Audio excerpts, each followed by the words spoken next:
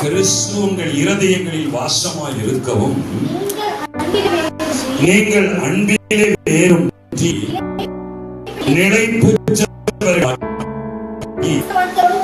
சகல பரிசுத்தவான்களோடு கூட கிறிஸ்துவினுடைய அன்பின் அகலமும் அன்பின் நீளமும் ஆழமும் உயரமும் இன்னதென்று உணர்ந்து அறிவுக்கு எட்டாத அந்த அன்பை அறிந்து கொள்ள வல்லவர்களாகவும்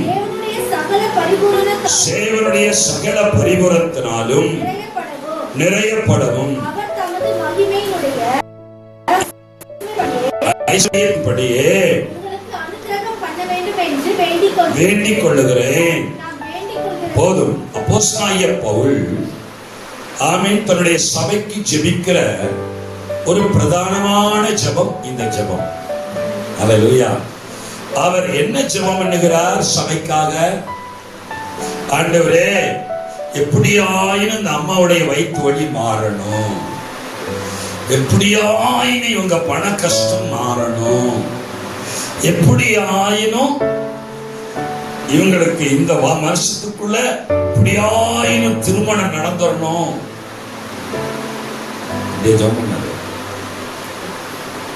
என்ன ஜெபம்?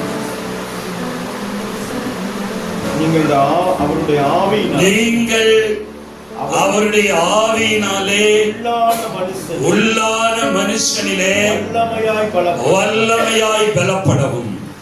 உள்ளான மனுஷங்கிறது ஒரு பெரிய சப்ஜெக்ட். அதுக்குள்ள போயிட்டோம்னா மெசேஜ் முடிக்க முடியாது.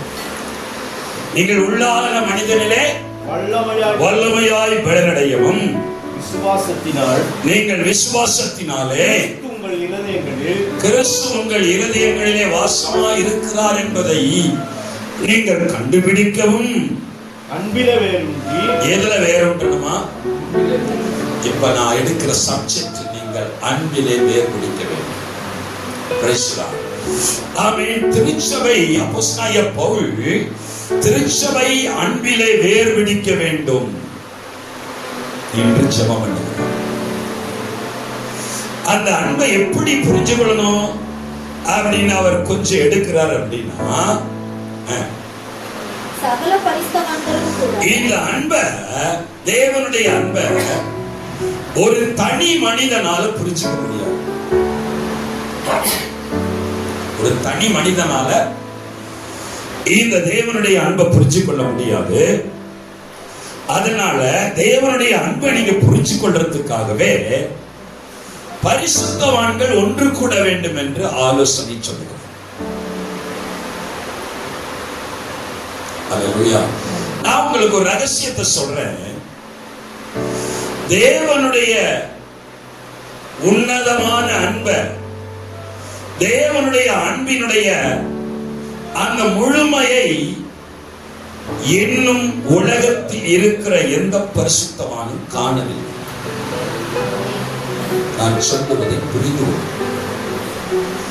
தேவனுடைய உன்னதமான அந்த அன்பை, அந்த அன்பினுடைய ஆழத்தையோ, அந்த அன்பினுடைய நீளத்தையோ, அதனுடைய அகலத்தையோ, அதனுடைய உயரத்தையோ இன்னும் யாரும் இன்றைக்கு இந்த தலைமுறையில் முழு உலகத்திலும் ஊழியம் செய்கிற ஒரு மனிதனும் அந்த அன்பின் ஆழத்தை இன்னும் உணரவும் இல்லை, இன்னும் அனுபவிக்கவும் இல்லை.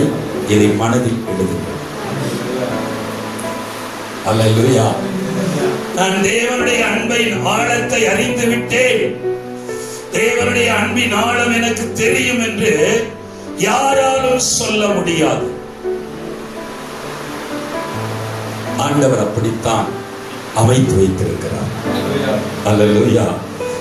ஏனென்றால் தேவனுடைய ஒரு அன்பு உங்கள் ஆத்துமாவையோ அல்லது உங்களுடைய மனதையோ அல்லது உங்களுடைய சரீர உறுப்புகளையோ அது ஆளுகை செய்ய ஆரம்பித்து விட்டால் உங்களால் தூங்க முடியாது, உங்களால் சாப்பிட முடியாது, உங்களால் அடுத்த வேலையை செய்ய முடியாது. ஏனென்றால் அவருடைய அன்பு அவ்வளவு வலிமை உள்ளது. Praise the Lord. Hallelujah. இந்த அன்பை யாராலையும் விவரிக்க முடியாது. இது அறிவுக்கு அப்பாற்பட்டது. ஒரு அல்லேலூயா சொல்லுங்க. நல்ல ஒரு அல்லேலூயா சொல்லுங்க. வேதம் சொல்றது இந்த அன்பு எப்படிப்பட்டதாமா? ஆசிரியர் அறிவுக்கு எட்டவே எட்டாது. அப்ப தேவனுடைய அன்பு நம்முடைய அனுபவத்தை சார்ந்தோ நம்முடைய அறிவை சார்ந்தோ அவருடைய அன்பு இல்லை. ஒரு அல்லேலூயா சொல்லுங்க. அல்லேலூயா. இன்றைக்கு ஆண்டவர் நம்முடைய திருச்சபை மட்டுமல்ல, இந்த உலகத்தில் இருக்கிற எல்லா திருச்சபைக்கும் ஆண்டவர் அறைகூவல் விடுகிறார். என்ன தெரியுமா? திருச்சபை அத்தனை திருச்சபை மக்களும் தேவனுடைய அன்பின் ஆழத்துக்குள்ள வந்து விட வேண்டும். தேவனுடைய அன்பின் ஆழத்தை அறிய வேண்டும். அதிலே அவர்கள் வேர் பிடிக்க வேண்டும். அதற்காக பவுல் என்ன ஜெபிக்கிறார்?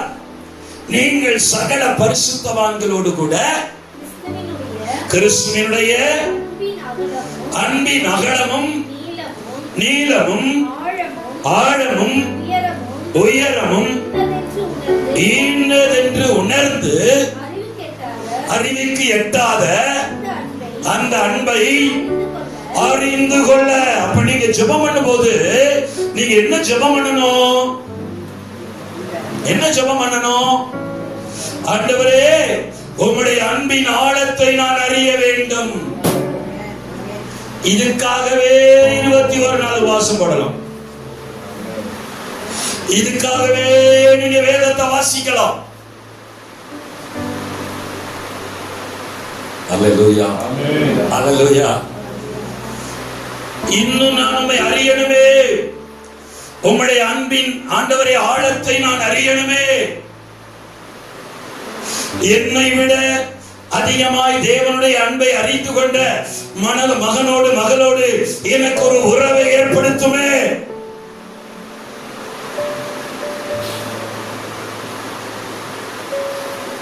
அருமையானவர்களே, தேவனுடைய அன்பை நாம் அனுபவிக்க ஆரம்பித்து விட்டால் அருமையானவர்களை அழுதே செத்து விடுவோம். கண்ல கண்ணி தண்ணியை தவிர வேறு எதுவும் வராது.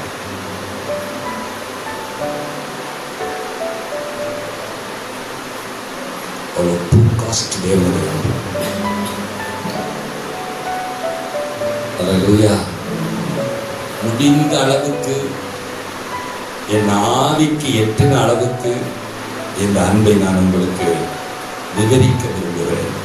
கர்த்தர் நம்மை அதிகமாக